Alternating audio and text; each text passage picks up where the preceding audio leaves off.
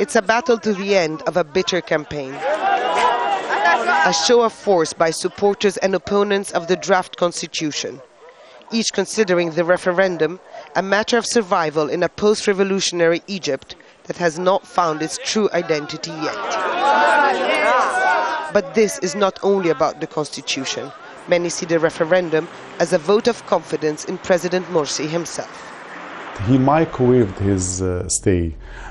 In the first 2 months, he was succeeding and building a lot of popularity, and even analysts were saying, okay, the guy is doing something. Even some of the people who did not vote for him began to give him the benefit of the doubt. Gradually, he began to fall back into his own organization. This is the view of the opposition. It claims that the Egyptian leader is taking marching orders from the leadership of the Muslim Brotherhood. The feeling is made worse by the resignation of several presidential advisors on grounds that President Morsi has been excluding them from the decision-making process. Over the past few weeks, the president has issued and revoked laws and decrees. His every move has entrenched both sides in their position, and he found himself isolated to his own constituency. Under fire by judiciary, he says, is still loyal to the former regime and is bent on destroying his political project. More than half of the judges have refused to oversee the vote, pushing the president to issue yet another decree, this time calling for the vote to be held over 2 successive Saturdays. The fear is that the results, because the results will be declared immediately, the results of the first week will definitely influence the behavior of the voter in the second stage.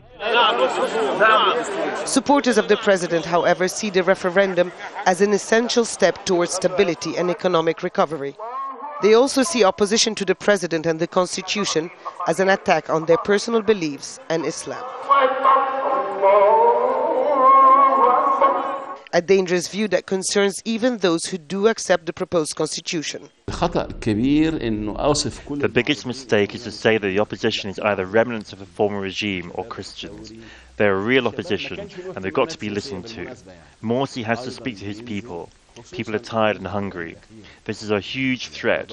The country has reached its limit. If there's a revolution because of hunger, Egypt will be destroyed. It has been a painful road, one full of pitfalls, violence and bloodshed. The constitutional referendum should have marked the crowning of Egypt's revolution. Instead, millions are heading to the polls, heavy-hearted and worried about more unrest after the vote. Hoda Abdel-Hamid, Al Jazeera, Cairo.